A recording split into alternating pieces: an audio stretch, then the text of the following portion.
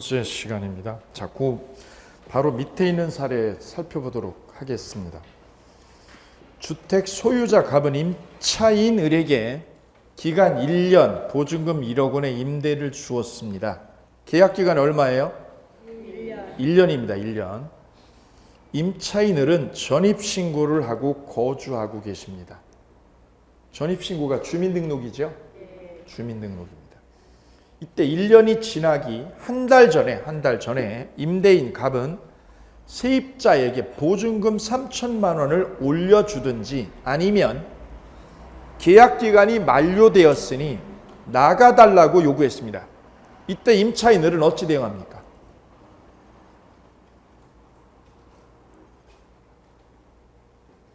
(3천만 원) 올려줘야 됩니까? 아니면 나가야 됩니까? 결론은 둘 중에 하나입니다.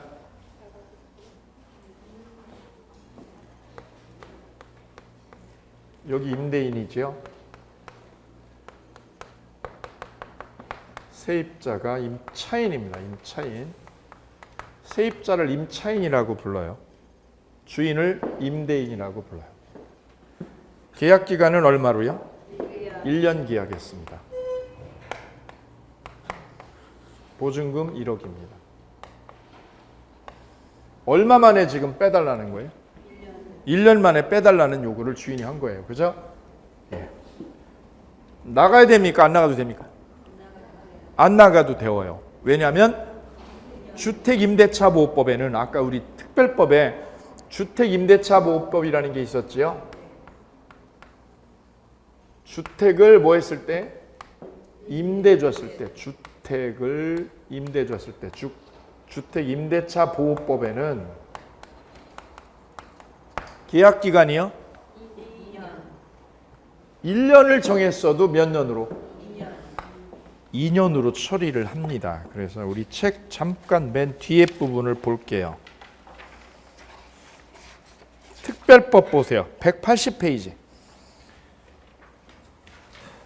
책 180페이지 보시면 민사특별법 나와 있지요?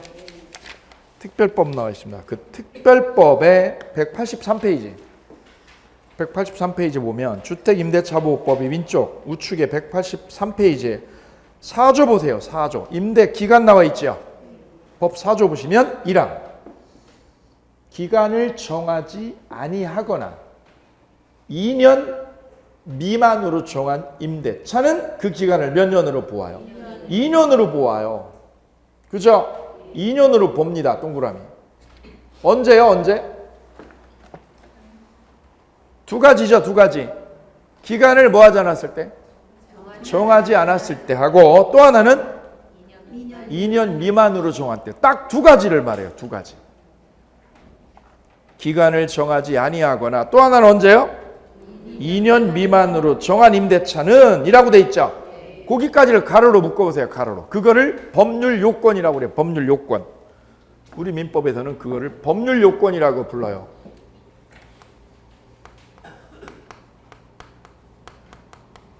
요건입니다. 이 요건을 갖춰야 뭐가 생겨요?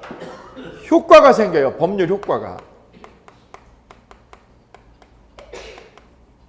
모든 법조문은 우리가 보게 되는 모든 법전의 법조문은 이렇게 돼 있어요. 두 개로 돼 있어요. 뭐하고? 요건하고 효과하고 두 개로 돼 있어요. 모든 법조문은 이렇게 구성돼 있어요. 공법이든 민법이든 어느 법이고 다 이렇게 되어 있어요. 그럼 여기서 법률 요건이 뭐예요? 주임법 4조에서 말하는 법률 요건은 기간을 정하지 아니하거나 기간을 정하지 아니하거나 두 번째는 2년 미만으로 정한 때는 2년 미만으로 정한 때는 그죠? 이게 법률 요건이에요. 법률 요건. 효과는요. 그러면 어떤 효과를 줘요? 법에서 2년으로 보는 거예요. 계약자가 몇 년으로 계약했는데요? 1년 계약서 썼죠? 계약서에는 1년이어도 뭐에 의해서? 법에 의해서. 법전에 2년으로 한다고 되어 있어요. 2년으로 추정해요? 본다요? 본다입니다. 2년으로 본다. 본다를 뭐라고 그래요? 간주라고 그래요. 간주. 거기다 써보십시오. 본다를 간주 규정이라고 그래요. 간주 규정. 법 조문에는 간주 규정이 있고요. 추정 규정이 있습니다.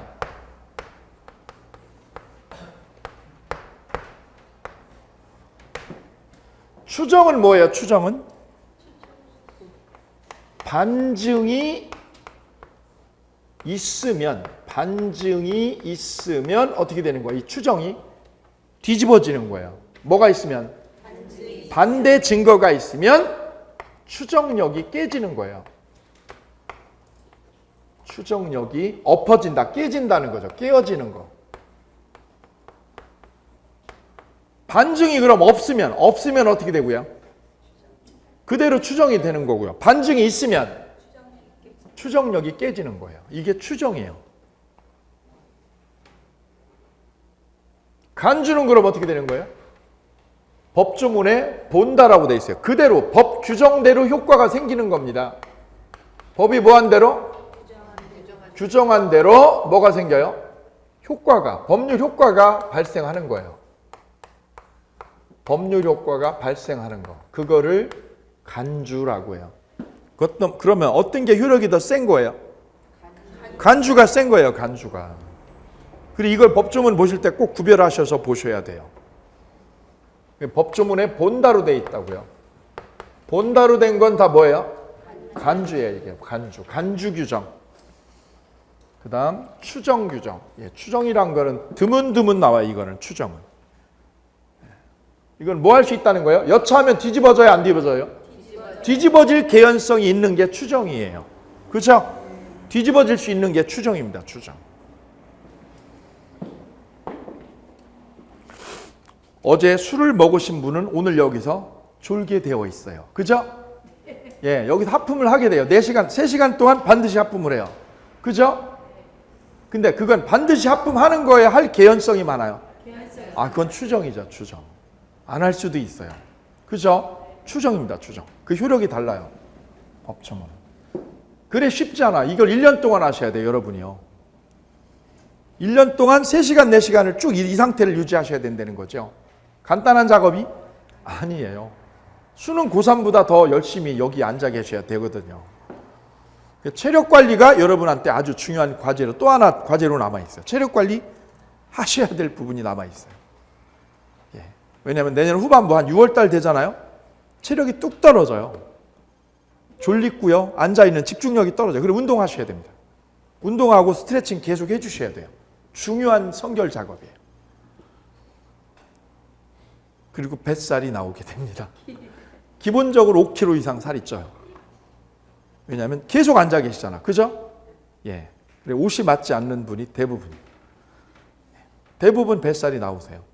예. 그거는 아름다운 작업의 일환입니다. 왜? 공부를 하기 위해서 필연적으로 부산물 따라오는 거죠. 붙고 나면 원상복구 됩니다.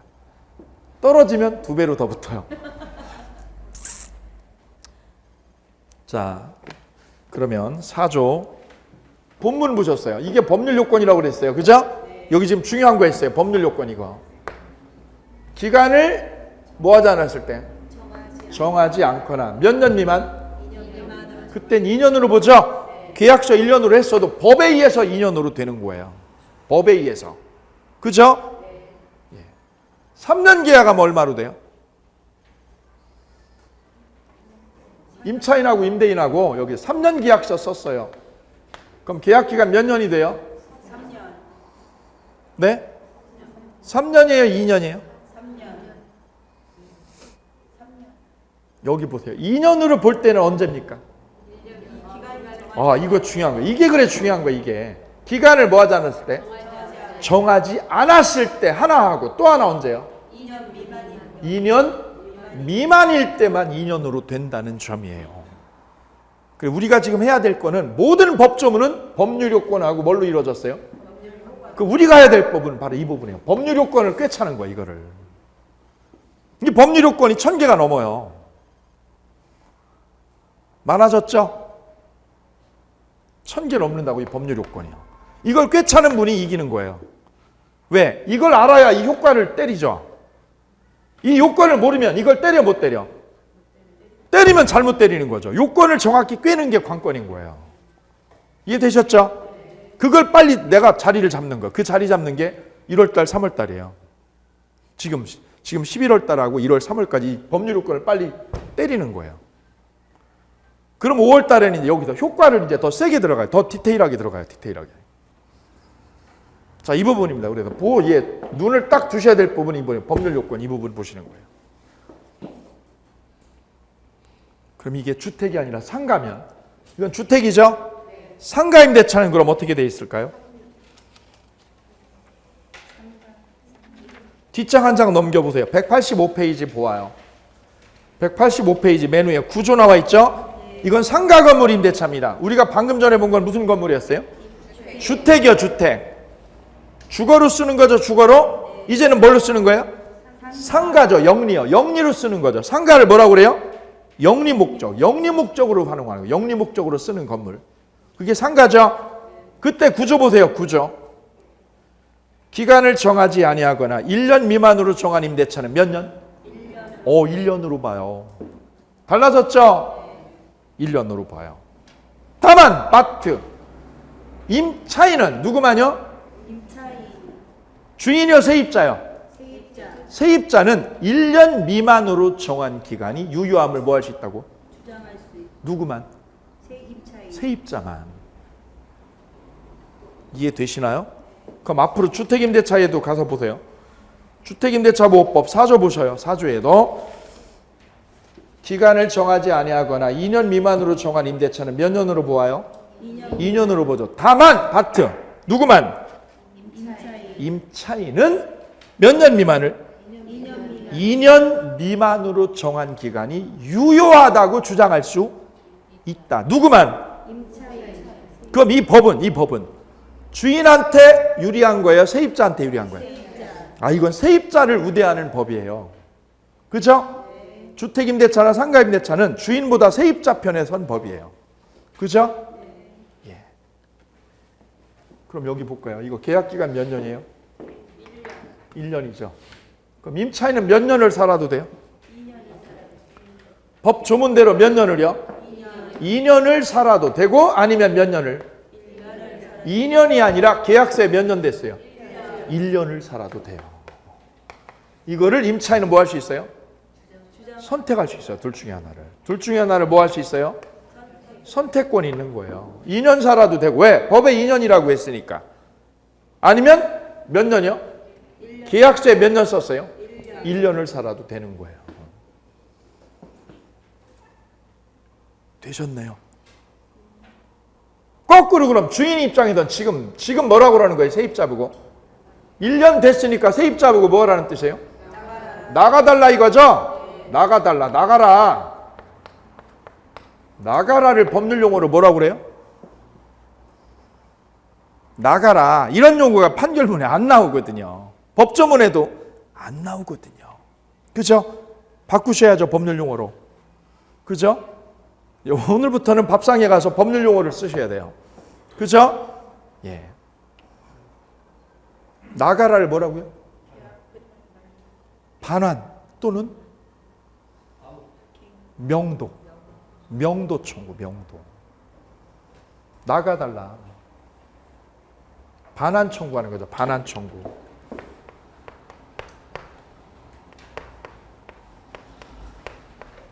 반환해달라고 뭐 한 겁니까? 세입자한테? 요구한 거죠? 요구를 뭐라고 그래요? 청구한 거예요. 요구라는 말은 청구예요. 나가야 돼요? 거부해도 돼요? 거부할 수가 있다 이거를. 거부할 수 있다. 무엇을 근거로 해서? 주택임대차보호법 몇 조? 4조. 야, 주임법 4조에 이렇게 되어 있어. 몇 년으로? 2년을 본다고요. 2년을 살아도 된다고. 따라서 세입자는 거부할 수 있는 겁니다. 근데 제 여동생은 집을 세를 줬는데 한남동에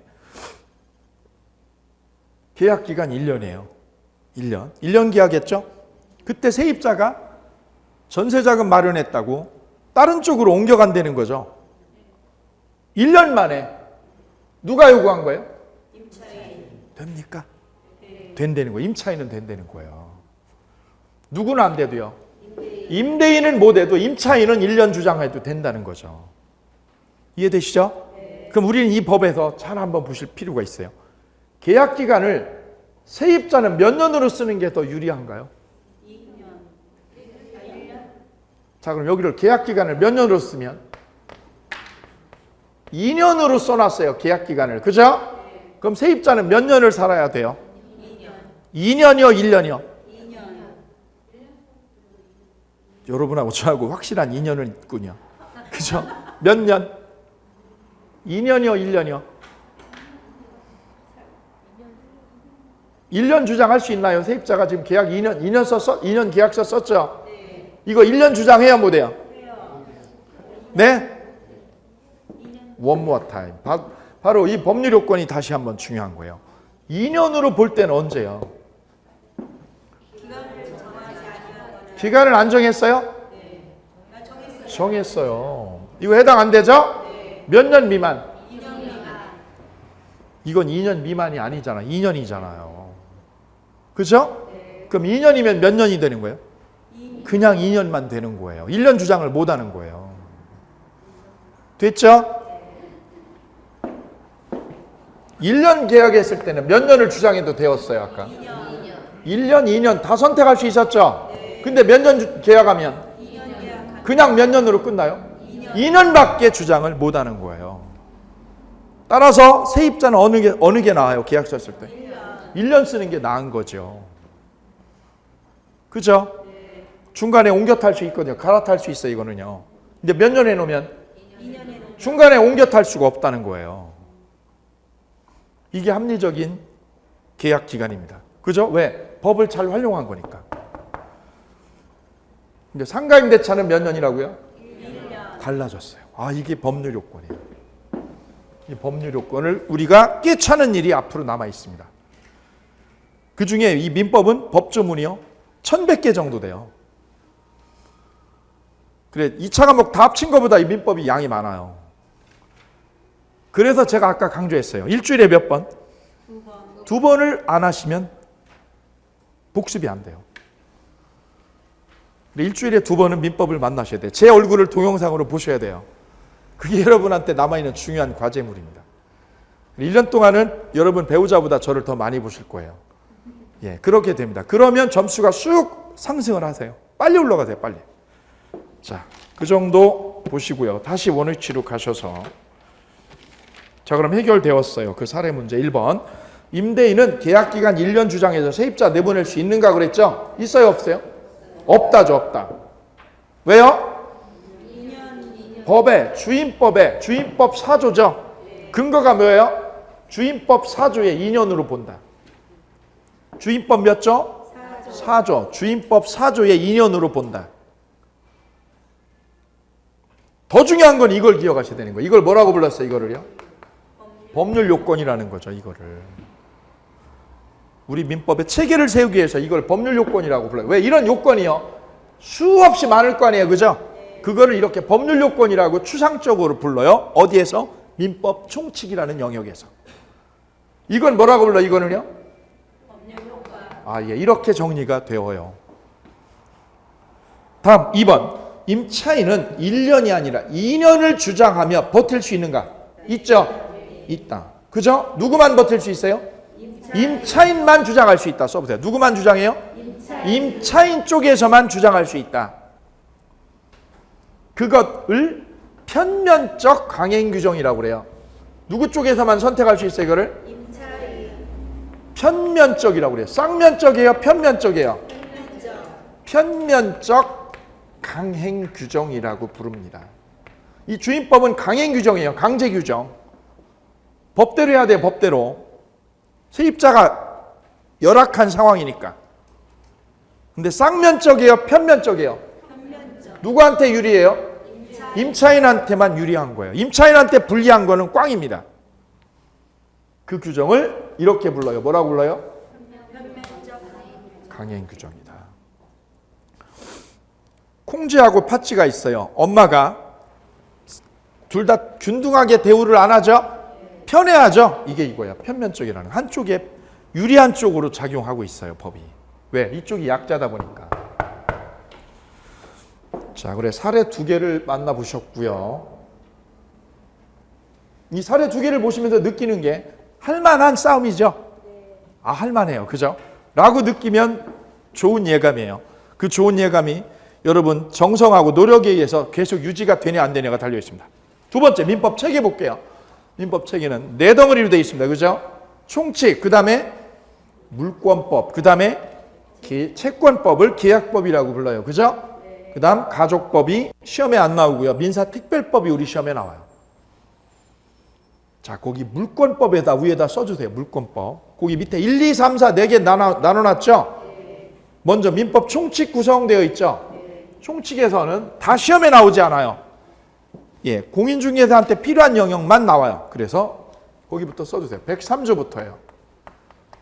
103조부터 출제가 돼요. 어디부터? 103조. 그러니까 1조부터 102조까지는 우리 시험 범위에서 빠지는 거예요. 103조부터 출제가 됩니다. 그 103조가 뭐냐면 법률의 행위예요. 법률의 행위. 법률의 행위가 뭡니까? 계약이에요. 계약을 법률의 행위라고 대체해서 부르기도 해요. 우리가 매매계약서 쓰죠? 그 매매계약을 뭐라고 불러요? 법률의 행위라고 불러요. 여기 법률의 행위. 그 다음에 의사표시. 그 다음에 대리. 대리라는 거는 내가 위임장을 줘가지고 내 대신에 계약을 체결하는 거죠. 내 대신 계약하는 걸 뭐라고 불러요? 대리. 예, 여기서 만나게 돼요. 대리. 114조에서 135조까지. 이런 조문을 안 외워도 돼요. 참고로. 조문은 저만 필요해요. 그죠? 114조니 125조 이런 건 여러분 몰라도 돼요. 내용만 아는 거예요. 법률 요건하고 법률 효과만 필요해요. 저게 주임법 4조라는 거 이런 건 필요해요? 필요 없어요? 이런 건 필요 없어요. 여러분한테 필요한 거는 뭐가 필요해요? 법률 요건하고 효과가 이게 필요한 거예요. 몇 조 이런 건 시험에 나오지 않아요. 그 부분. 114조에서 136조까지. 예, 의사표시는 107조에서 113조까지. 그 다음 무효하고 취소가 나와요. 무효, 그 다음에 취소 문제가. 그 다음에 조건 기한. 민법 총칙은 이렇게 구성되어 있어요. 여기서 열문항입니다.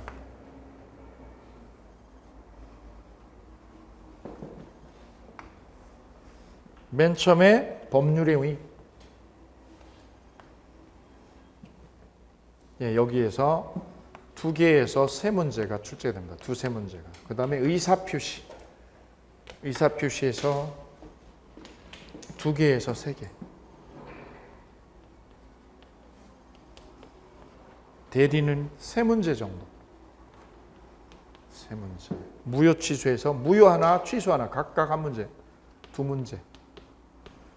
조건 기한은 묶어서 한 문제. 그리고 열문항입니다. 단 103조부터라는 거예요. 그죠? 1조부터 102조까지는 시험 범위에서 빠져 있어요. 이게 민법 총칙의 구성이에요. 앞으로 만날 거예요. 법률의 행위. 이 뼈대를 먼저 세우시는 게 중요합니다. 그 다음 의사표시, 대리, 그 다음에 무효 취소 조건기한. 자, 요거를 컴퓨터나 여기 붙여놓고 포스트잇을 붙여놓으세요. 포스트잇에다 이렇게. 아, 민법 총칙이 이렇게 되어 있구나. 총칙편 몇 덩어리로요? 그죠? 총칙편 이렇게. 포스트잇에 자꾸 써보세요. 자꾸 써보시고 정리하세요. 특히 민법하고 공법은. 왜? 양이 많기 때문에 눈으로 공부하시면 늦어요. 내가 밀려요. 양이 많은 과목이다 보니 자꾸 쓰고 보시고 하셔야 돼요. 두 번, 세 번씩. 그게 내가 경쟁력 세우는 지름길이세요. 눈으로 공부하는 거는 금방 잊어버리기 때문에 사라져요. 자꾸 많이 써보시길 부탁을 드릴게요. 두 번째, 물권법입니다. 이게 총칙이고요. 물권법은 거기다 써보세요. 질권 제외하고 전부. 질권 제외하고 전부예요.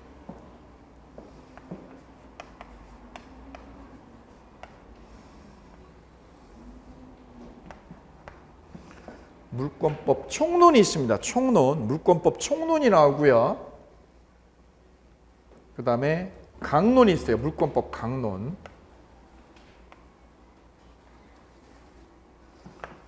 두 덩어리로 나누는데 총론에서 네문항, 4개에서 5개. 그 다음에 강론에서 9개에서 10개. 10개 정도. 14문항 정도가 출제가 되고 있습니다. 근데 여기서 뭐를 제외한다는 거냐면 질권만 제외해요. 질권만. 질권은 뭐냐면 예전에 신용카드 나오기 전에 우리 돈 필요하면 어떻게 했어요? 전당포에 물건 가서 맡기죠? 시계 갖다 맡기고 급하게 돈 빌려오죠? 그럼 전당포에서는 돈을 꿔준 거예요. 나한테 10만 원을. 뭐를 담보로 잡고요? 담보는 시계 물건을 잡은 거죠? 그걸 질권이라고 그래. 질권. 요즘은 잘 안 써요. 그죠? 왜? 신용카드가 있으니까. 그래, 여기 시험에 안 나와요. 그걸 빼고 다 나와요. 그럼 어디 나오느냐면 점유권, 그 다음 소유권, 그 다음에 용익물권. 여기 전세권이라든가 이런 걸 용익물권이라고 그래요. 용익이라는 거는 사용수익 하는 거잖아요. 그 다음에 담보물권. 저당권이 대표적인 담보물권입니다. 이렇게 강론에서 만나게 돼요. 이걸 강론에서.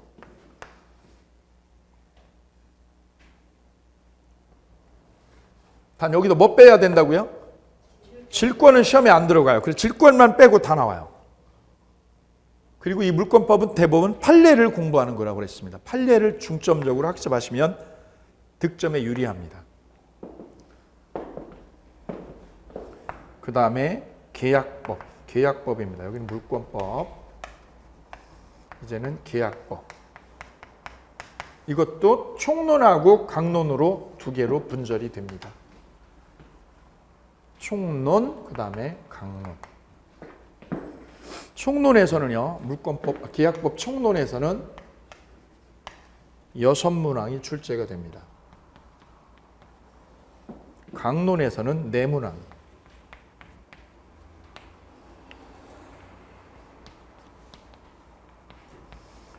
그 강론 구성이 어떻게 되어 있느냐면, 강론이요, 매매하고, 매매편, 매매하고 환매가 돼 있어요. 매매하고 환매. 그리고 교환. 교환은 물건하고 물건을 뭐 하기로 하는 거야? 맞바꾸는 거죠? 교환이죠. 이거는 물건을 돈 주고 파는 거. 그 다음에 임대차. 이건 물건을 빌려주는 겁니다. 건물을 세주는 거. 3개만 나와요. 우리 시험에 3개만 시험에 출제가 되어요. 매매, 교환, 임대차 3개만 출제가 되어요. 환매는 매매 속에 들어있는 거예요. 계약은 14개인데요. 14개 계약 중에서 14개의 계약이 들어있어요. 우리 민법에. 14개 계약 중에서 몇 개만요?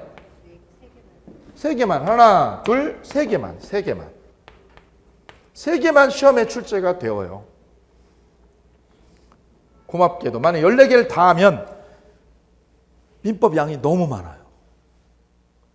그래서 우리 시험엔 요 3개만 출제가 된다는 점, 고맙게도. 그 다음에 이제 민사특별법은 아까 5개 법률 말씀드렸지요. 그리고 원래 민법은 책이 몇 권이에요? 5권이에요.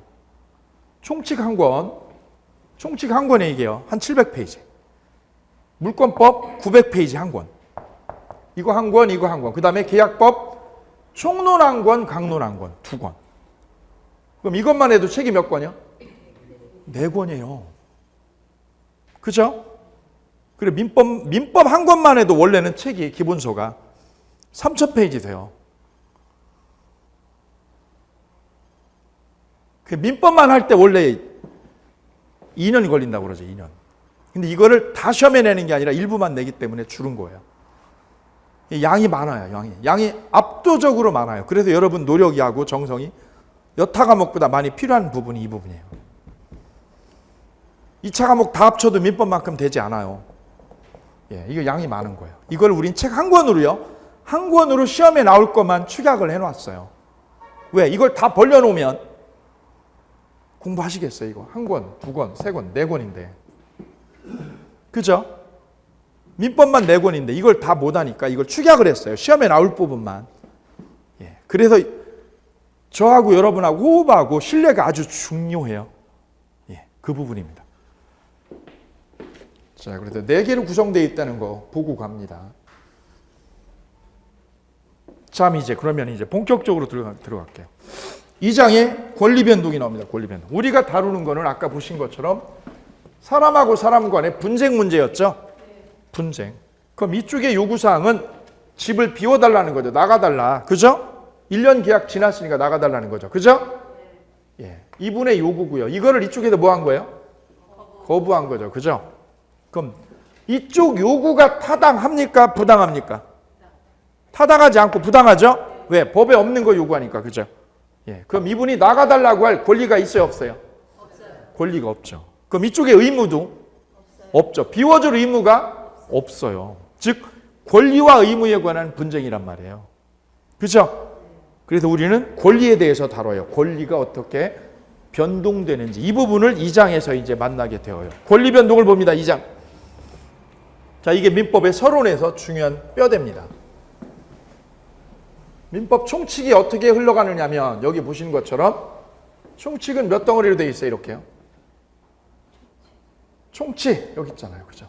법률의 의무, 그 다음에 의사표시, 그 다음에 5개죠. 그 앞부분에, 이 앞부분에 권리변동이라는 게 서론에 있는 거예요. 이걸 넣으면 6개, 빼면 5개가 되는 거예요.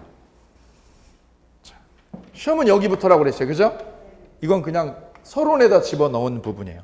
자, 이 부분 권리변동 보도록 하겠습니다. 자, 먼저 권리의 종류부터.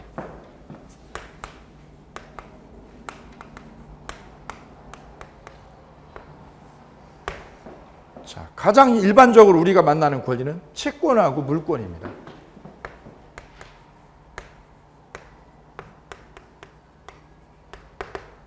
무슨 차이일까요?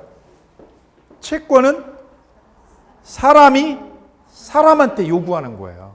그죠? 이걸 채권 관계라고 불러요. 내가 친구한테 1,000만 원 꿔줬어요. 꿔준 내가 채권자죠? 빌려간 사람은 채무자죠. 그죠? 그럼 이 채권 관계는 누구한테 요구하는 거예요? 채권자가 누구한테? 채무자에게 뭐 하는 거예요? 요구하는 거예요. 빌려간 돈 달라고 요구하는 거. 급부를 요구하는 거예요. 급부를 뭐 하는 거? 요구하는 거. 요구하는 걸 한자로 뭐라고 불러요? 청구권이라고 불러요. 요구를 한자로 뭐라고요? 청구. 그래서 채권 이꼬르 청구권이에요.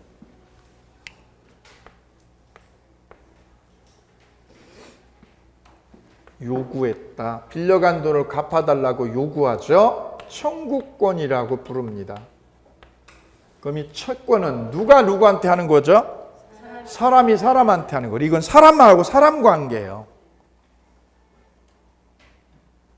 그럼 빌려간 사람이 B고요. 꿔준 사람은 A죠. 그죠? 그럼 이쪽에서 달라고 그러는 거죠? 이때 B의 배우자한테, 이 배우자한테는 달라고 해요. 못 해요. 처한테는. B가 돈 꿔갔죠? 사업하려고. B가 돈 빌려갔죠? 근데 그 배우자가 C죠? 그럼 이 A가 이 배우자한테 돈 갚으라고 할 수 있나요? 없나요? 있어요? 제 친구가 원단하는 친구가 있는데 아는 분한테 원단을 외상으로 파는 거예요. 왜? 계속해서 원단 결제를 잘 해주니까 드디어 한 5년 되니까 이제 친분이 생겼죠. 그래 이번에는 어떻게 했어요? 외상으로 5억 원어치를 팔았어요. 그랬더니 안 갚아. 아 이거 고단수죠. 그동안 어떻게 한 거예요? 잘 갚은 거예요. 작은 금액은. 그러더니 결정적으로 5억 원어치는 안 갚아요. 그리고 동남아에 있어요. 필리핀에. 배우자는 여기 한국에 있고요. 그럼 이 친구는 어디 가서 돈 달라고 그래요? 돈 갚으라고 누구한테 해야 됩니까? 본인 채무자한테 해야 돼요? 처한테 할 수 있어요? 채무자. 돈은 누가 꿔간 거야? 채무자, 빚자. 이 사람한테만 갚아달라고 할 수 있는 거예요. 이분은 채무자가 아니에요. 이분은 갚을 의무가 없습니다. 이게 채권의 특성이에요. 꼭 기억하셔야 됩니다. 채권은 누구한테만요? 계약을 한 채무자에게만 청구할 수 있다는 특성이 있어요. 특성. 채권의 특성이에요. 특성. 뭐라고 정리하세요? 누구에게만? 계약 당사자에게만 청구한다. 누구한테만요? 계약 당사자에게만 청구할 수 있다는 특성이 있어요.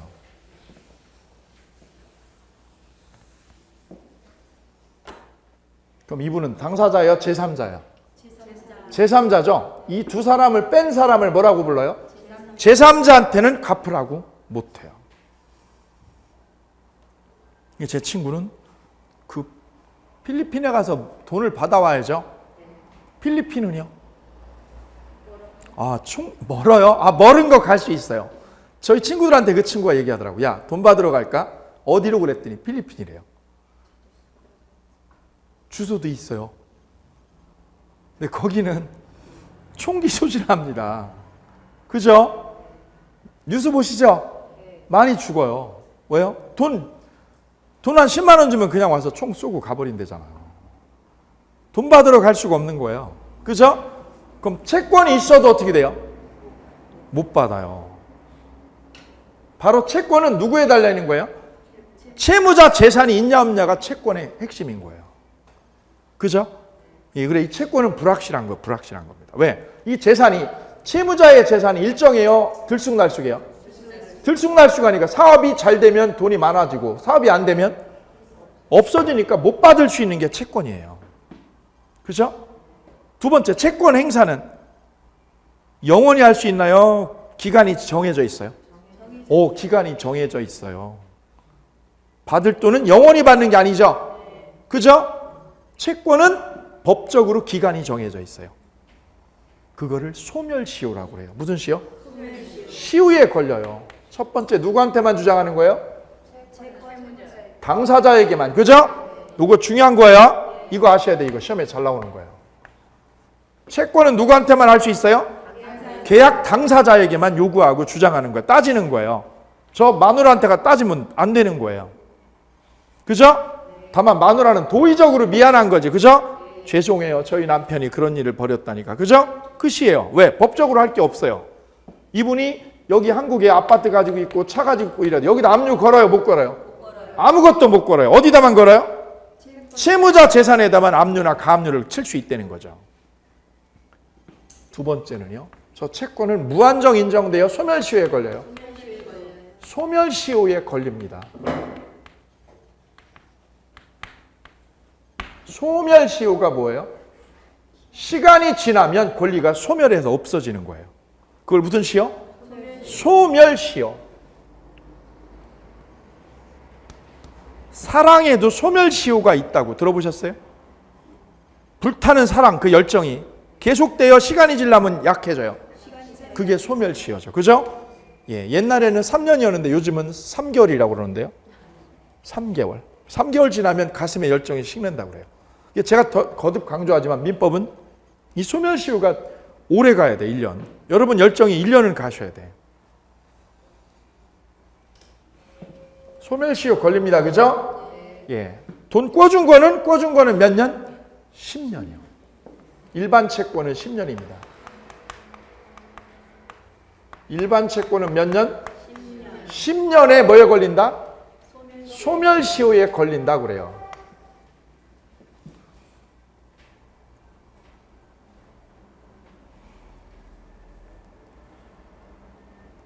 상행위로 생긴 거, 상거래로 생긴 거는 5년. 뭘로 생긴 거? 상거래로 생긴 건 5년. 임금이요. 내가 임금 못 받은 거는 이거 채권이죠. 내가 일을 했는데 사장님이 월급을 떼먹고 안 줘. 회사 정리해버리고 안 주죠. 왕왕 보시죠. 그거는 3년이에요. 임금 채권은 3년이에요. 3년.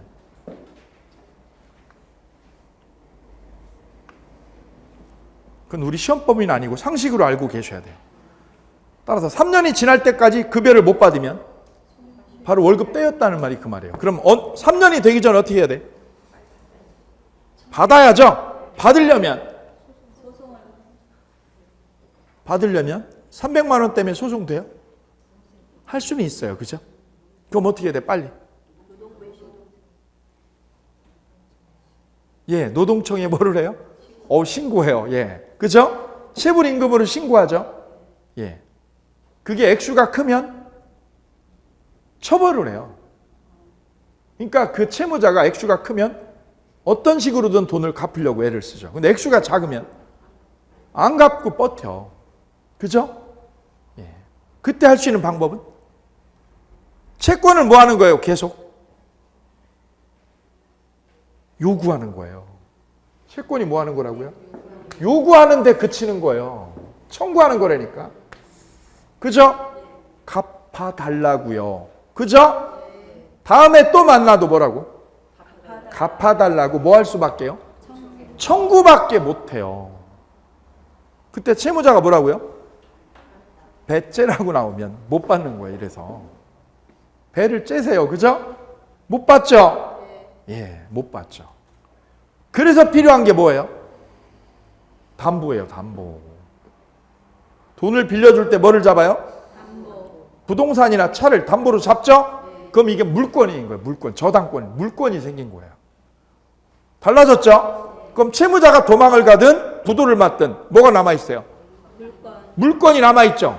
그럼 이 저당권을 담보를 잡았으니까 피해를 안 입잖아요. 그게 물권 관계예요. 물권 관계. 자, 채권의 특성은 당사자에게만 주장하는 거죠? 그 다음 뭐에 걸려요? 그죠?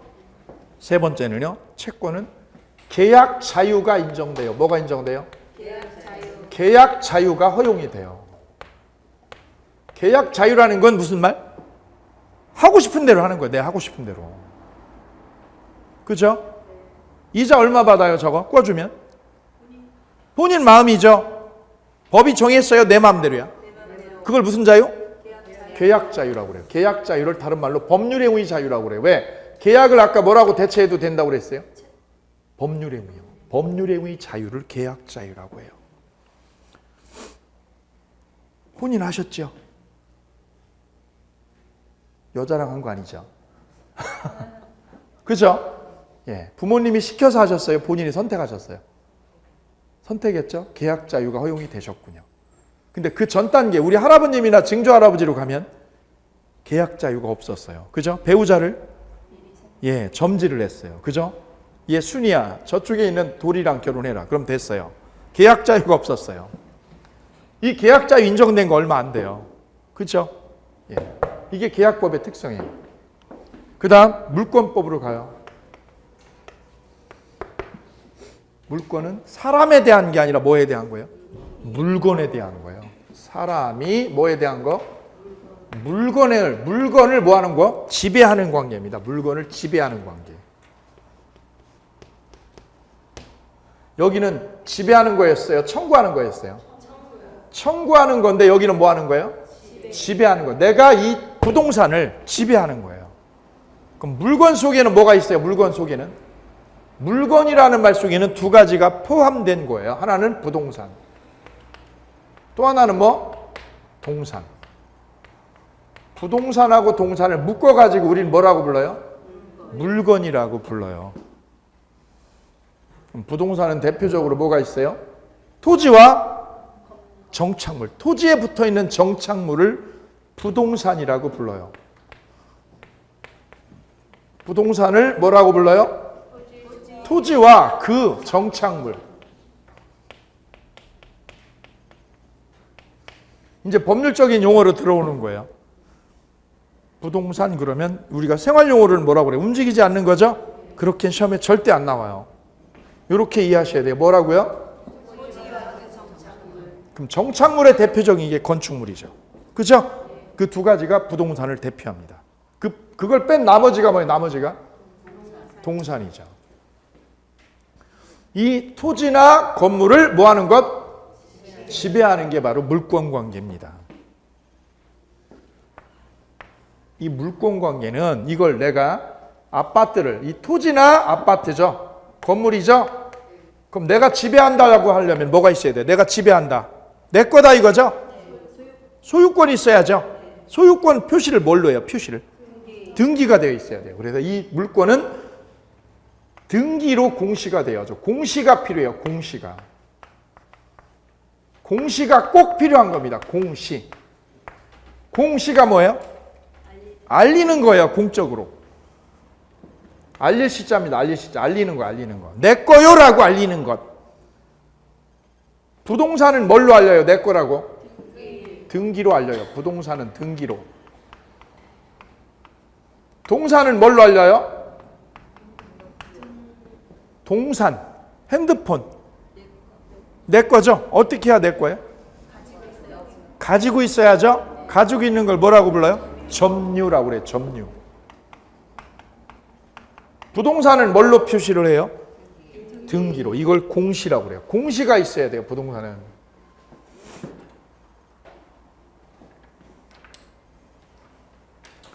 그래, 아파트를 아버님이요 준다고 그랬어요. 준다고. 그죠?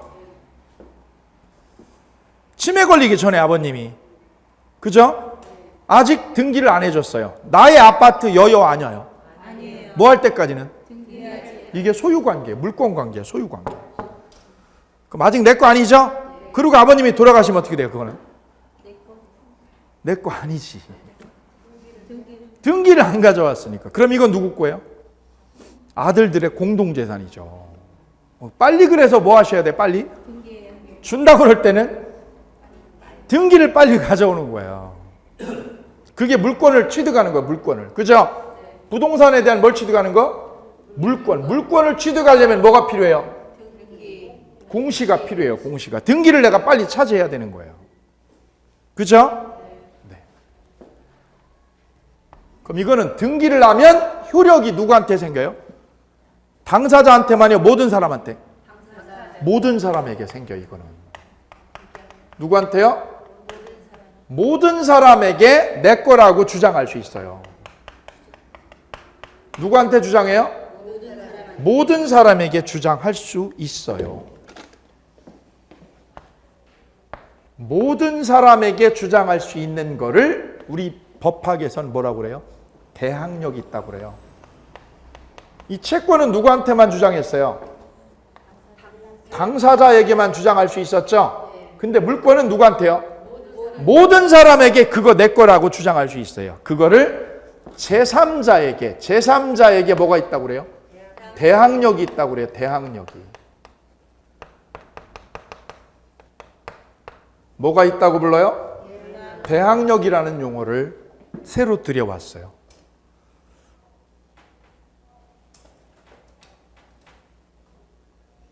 채권은 대항력이 있을까요? 없을까요? 채권은? 누구한테만 주장해요? 그래서 채권은 대항력이 없는 겁니다. 왜? 당사자한테만 요구할 수 있으니까요. 그죠? 근데 물권은 누구한테요? 모든 사람에게 주장할 수 있죠. 그걸 뭐라고 그래요? 대항력이 있어요. 왜? 제3자에게도 내 거라고 할 수 있으니까. 그죠? 내가 땅 등기해놨죠? 그럼 그거 누구한테? 대한민국에 있는 모든 사람한테 내 거라고 할 수 있는 거예요. 그죠? 내 땅 건들지 마. 그죠? 이걸 대항력이라고 불러요. 이거랑 다르잖아요. 그죠? 세 번째. 여기는 계약 자유가 되죠? 여기는 계약 자유가 전혀 안 돼요. 계약 자유가 허용 안 됩니다.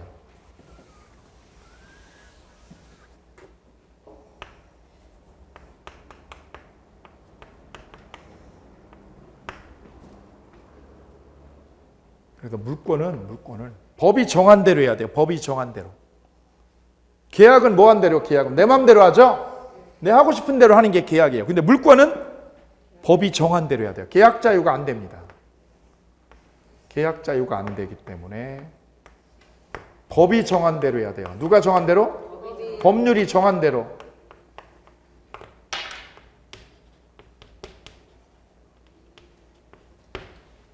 그래 흐름이 달라요. 구조가. 그래서 채권하고 물권의 논리 구조가 달라졌어요.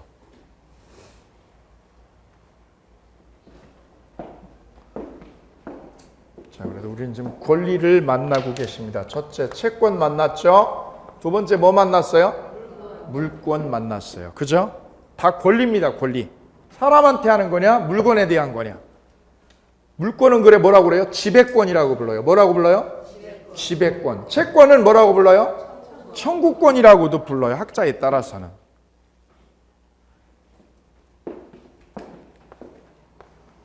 세 번째 권리. 세 번째 권리는 형성권입니다.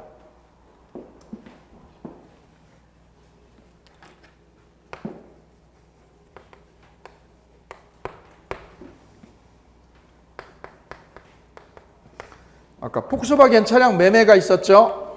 근데 폭스바겐 측에서 배기가스 조작을 했죠? 조작이 됐어요. 그걸 몰랐죠?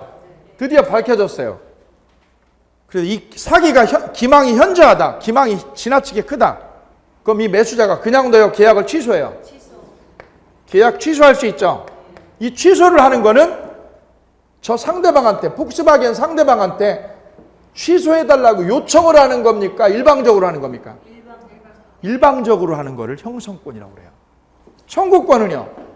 일방적으로 해요? 요구하는 거예요?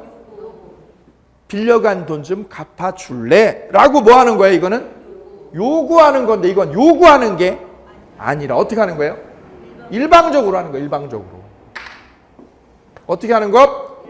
일방적인 통지를 하는 겁니다. 일방적인 통지.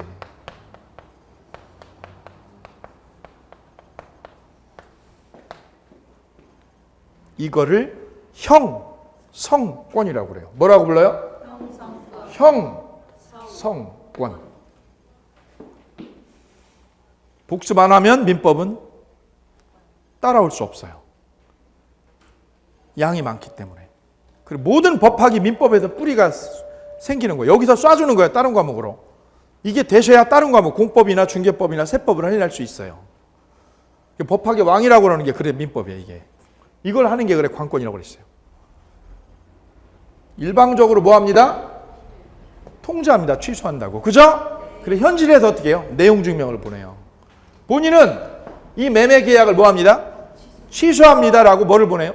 내용 증명을 일방적으로 보낸단 말이죠. 이게 일방적인 통지를 하는 거예요. 그러면 매매 계약이 유효였었죠. 원래는 유효였다가 취소를 함으로써 뭘로 돼요? 무효로 바뀌는 거죠. 이걸 형성권, 형성하는 거예요. 유효였다가 뭘로 돼요? 이루어져. 뭐가 이루어져요? 유효였던 계약이 뭘로? 유효였었잖아요. 뭐 하기 전에는? 취소 전에는 유효였죠. 유효였다가 뭘로 돼요? 무효로 되죠. 무효로. 뭐 함으로써? 취소함으로써 무효로 바뀌는 거죠. 그걸 뭐라고 그래요? 형성하는 거죠. 지금 우리는 법학의 제로예요. 그죠? 아무것도 없죠? 무죠. 무에서 뭘로 되어요? 이제 1년 뒤에? 유로. 그게 형성이에요.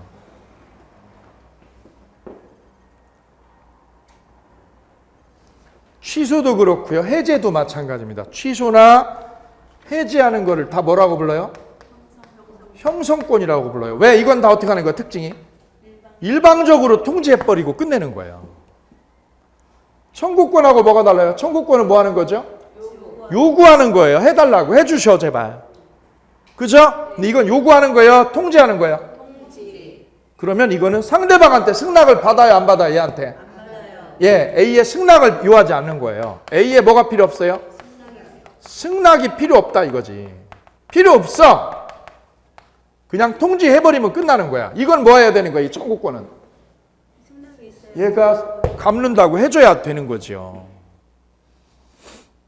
그죠?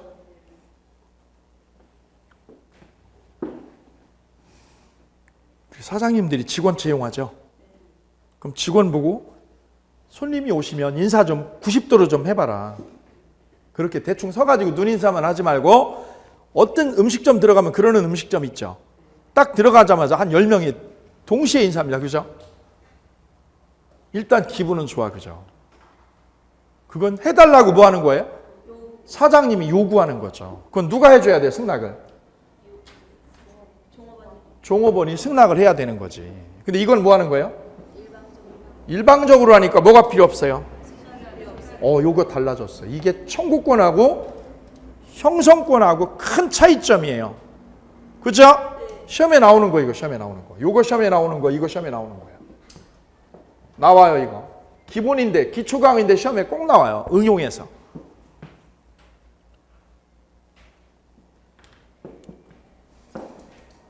그 다음에 네 번째가 항변권이에요.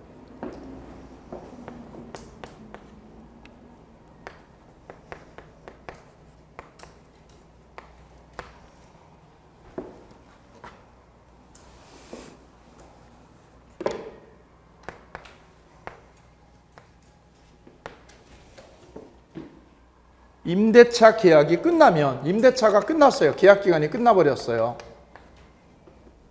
이때 주인은 계약 끝나면 보증금 빼줘야죠. 보증금을 돌려줘야 됩니다. 보증금. 그럼 세입자는 보증금을 빼줘요? 방을 빼줘요? 방 빼주죠? 방 빼주죠. 우리가 일상생활에서 이런 표현을 써요. 보증금 반환을 하고 여기서는 뭐를 빼주고? 방을 인도하죠? 방을 인도해 준다고. 방 빼준다는 걸 인도한다고 그래요. 언제요? 계약이 뭐 할 때? 종료됐을 때. 이때 주인이 보증금을 반만 주고요. 반을 못 주겠다. 왜? 준비가 안 돼서. 그리고 세댁 보고요. 이 세댁 보고 나가라고 그러면 어떻게 해요? 세댁이. 안 나가죠? 방 좀 빼줘, 세대. 내가 방 빼주면 열흘 안에 꼭 나머지 빼줄게. 그죠? 이때 세댁은 빼줘야 돼? 안 빼줘도 돼요? 이쪽에서 뭐 할 때까지요? 전액을 가지고 올 때까지는 방을 안 비워줘도 되죠. 안 비워줘도 되죠? 그거를 항변권이라고 불러요. 뭐라고 불러요? 항변권. 네가 줄 때까지는 내가 항변할 수 있어. 항변. 남편이 새벽 4시까지 안 들어왔어. 그럼 여자가 어떻게 해요? 안 들어가도 돼. 나이트에서 놀면서. 뭐 할 때까지? 들어올 때까지 나도 어떻게 할 수 있어요? 같이 놀아도 되는 거죠. 왜요? 그래야 공평하니까. 그걸 항변권이라고 그래. 항변권. 그럼 여러분이 공부를 안 하면 제가요? 강의를 안 해도 된다는 것이. 맞지요? 이게 동시행광요. 왜? 계약이라는 거는 공평해야 되니까. 이게 실제 법에 있는 거예요, 이게. 이쪽이 뭐 안 해주면? 보증금을 안 맞춰주면, 여기서 뭐를 안 비워도? 방을 안 빼줘도 되는 권리. 그거를 뭐라고 불러요? 항변권이라고 그래. 앞에다 써서 동시에. 네? 무슨 뜻이야? 월세는 어떻게 해요? 월세일 때도? 네. 기간이 다 끝났죠? 그럼 방세는 이때부터 줘야 돼, 안 줘야 돼요? 5월 달에 5월 10일 날 계약이 종료됐어요. 종료되었죠? 되었다. 이제부터 할게요. 이거 앞으로 다 볼 거예요, 지금. 선생님께서 질문하시기에 앞으로 나중에 만날 부분이에요. 그리고 민법은 아는 거예요. 아는 건데 어렵게 돼 있어요. 법적인 용어나 구성이 어렵게 되어 있어요. 왜? 근데 우리 머릿속으로는 핵심을 보고 있어요. 지금 말씀하신 게 그거예요. 계약 종료됐죠? 안 빼주죠? 그럼 세댁은 어떻게 해요? 살죠? 언제까지 살아요? 다 나올 때까지 살죠? 그걸 뭐라고 그래요? 버티는 거예요. 버티기. 이걸 뭐라고 그래요? 버티기 하는 게 항변권이에요. 항변권. 버티는 거. 뭐 할 때까지? 돈 줄 때까지 버티는 거. 10일 날 끝났죠? 근데 안 줘. 한 달 지나도 안 줘. 그죠? 6월 달에도 안 줘. 7월 달에도 안 줘. 8월 달에도 안 줘. 세댁은 어떻게 하죠? 나가요? 계속 살아요? 계속 살아요. 계속 살아요. 살고 있죠. 몇 개월간을 살았어요? 3개월을 더 살았죠? 그죠? 3개월을 더 뭐 한 거예요, 여기서? 거주한 거예요, 안 한 거예요? 거주하면서 살았죠? 이 집은 누구 집? 내 집, 남 집. 남 집에 사는 거죠. 그럼 선생님, 세를 내야 돼, 안 내야 돼? 네? 내고 그럼 이자는 받아야 되겠네. 그렇죠. 네, 맞습니다. 따라서 거주한 거니까 누구 집에 거주한 거니까 남의 집에서 거주한 거니까 여기서 차임 있죠, 차임. 그죠? 이게 월 100만 원씩이다, 100만 원씩이다. 그러면 이만큼을 어떻게 해야 돼요? 나중에 보증금에서 빼고 차감하고 주는 거지. 이해되시죠? 이만큼을 뭐 한 거니까? 살았으니까. 누구 집에서? 남 집에서. 그럼 이제 응용을 해볼게요. 그럼 이걸 안 까이고요. 안 까이려면 어떻게 하는 거예요? 안 살면 돼요. 안 살면 되는 거예요. 이거 중요한 논점이 있어요. 이건 뭐 했어요? 거주했어요, 안 했어요? 했어요. 거주했을 때는 이만큼을 어떻게 해야 돼? 사는 만큼을. 사용료를 물어야 안 물어요? 물어야 되니까 보증금 1억에서 이만큼을 차감을 하는 거예요. 그죠? 거주 안 하면 안 내. 맞아요. 안 내는 거예요. 예를 들어 볼까요? 거주 안 하려면 그럼 어떻게 하는 방법이 있어요? 짐을 빼고 시건장치만 해두는 거예요. 문을 시건장치를 해두는 거예요. 누가 못 들어오게? 주인이 못 들어오고 세를 못 놓게. 그럼 내가 거주를 안 했으니까 차감이 돼야 안 돼요, 월세가? 아, 바로 여기에 달려 있어요. 됐죠? 이 부분이 핵심이야, 이 부분이 핵심. 그러면 세입자가 뭐 하면? 거주했을 때는 그 거주한 만큼 사용료를 내야 돼, 안 내야 돼요? 내야 돼요. 사용료를 물어야 돼요, 이거는. 그럼 임대차는 끝난 거예요, 안 끝난 거예요? 안 끝났어요. 보증금을 안 임대차는 끝났다요, 안 끝났다야? 끝났다. 네? 끝났다. 계약은 끝났다요, 안 끝났다야? 질문. 계약서에 언제 끝나기로 돼 있어요? 2015년 5월 10일 날 종료하기로 계약서에 돼 있죠? 그리고 지났어요. 그런데 뭐를 안 줘, 주인이? 보증금 안 줘. 그럼 세대기 어떻게 해요? 여보세요, 왜 안 줍니까? 난 줄 때까지 나가요, 못 나가요? 못 나가요. 방 안 비우죠? 보증금 줄 때까지는 방 못 빼겠어. 그죠? 질문 드립니다. 계약은 종료가 되었어요, 안 되었어요? 네. 유예가 됐죠. 네? 안 됐다. 계약은 종료가 되었어요, 안 되었어요? 안 됐다. 종류가 유예. 만약에 주인이 아무 말을 안 했다면, 방을 빼달라고 한 게 아니라 아무 말도 안 했다면 어떻게 돼요? 유예돼서 연장된 거예요. 그거를 묵시갱신이라고 그래요. 무슨 갱신? 묵시적으로 갱신돼서 연장이 된 거예요. 무슨 말을 안 하면? 아무 말을 서로 안 하면. 근데 이건 아무 말 안 한 거예요. 비워달라고 그랬어요. 갱신된 거 아니에요. 빼달라고 그랬죠? 빼달라. 그죠? 갱신된 거 아닙니다. 그럼 어떻게 된 거예요? 종료. 됐어요? 못 받았는데. 저 분께서, 저 아름다운 임대인께서, 그죠? 갑질하느라고 나를 무시하고 돈을 안 주잖아요. 임대차는 끝났어요, 안 끝났어요? 끝났어요. 종료됐다고 써 있잖아요. 함정에 딱 걸렸어요. 종료된 거죠? 됐는데 뭐를 못 받는 거예요? 보증금을 못 받은 거죠. 그거는 뭘로 지금 버티는 거예요? 항변권으로 버티는 거지. 임대차는 끝난 거예요. 그죠? 그럼 월세를 내야 돼, 안 내도 돼요?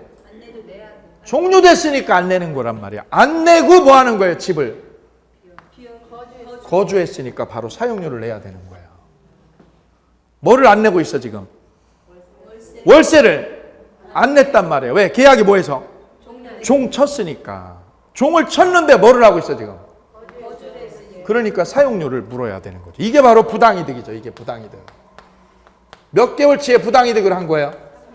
3개월치의 부당이득을 한 거니까 이거 부당이득을 반환을 해야 되는 거예요. 원인 없이 남의 건물을 쓰고 있잖아요. 3개월 동안. 이해되시죠? 너무 쉽죠? 네? 전세 때는 여기서 어떻게 해야 돼요? 전세금을 줘야죠. 그럼 여기도 어떻게 해야 돼요? 전세금 빼줄 때까지 세입자가 있어야죠. 같죠. 같아요. 예. 자, 요거 사용료 내야 돼요. 그죠? 근데 안 내는 방법이 아까 뭐라고 그랬어요? 집을 비워놓고 자물쇠를 하는 거야. 자물쇠. 요거 알고 계셔야 돼요. 집을 뭐하고? 비우고. 그죠? 그럼 비우고는 뭐예요? 실제 사용을 해요? 사용 안 하고? 사용 없이. 우리 판례는 이런 말을 써요. 실제 뭐 하지 않고?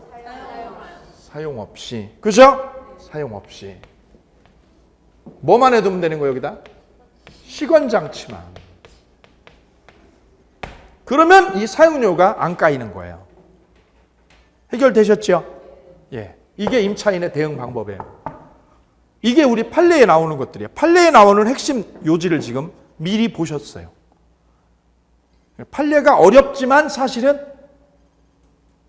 잘 접근만 잘하면 쉬워요. 왜? 알 수 있는 것들이에요. 알 수 있는 것들이고요. 우리가 예감할 수 있는 것들이에요. 다만 판례 원문을 보면 머리 아파요. 왜요? 어렵게 돼 있어요. 이렇게 쉽게 구성이 안 돼 있어요. 근데 시험은 어렵게 나와요. 그래, 그걸 어려운 걸 우리가 지금 해독을 해내야 되니까 저하고 단계별로 가셔야 됩니다. 예, 여기까지 쉬었다 세 번째 시간 만나겠습니다. 수고하셨습니다.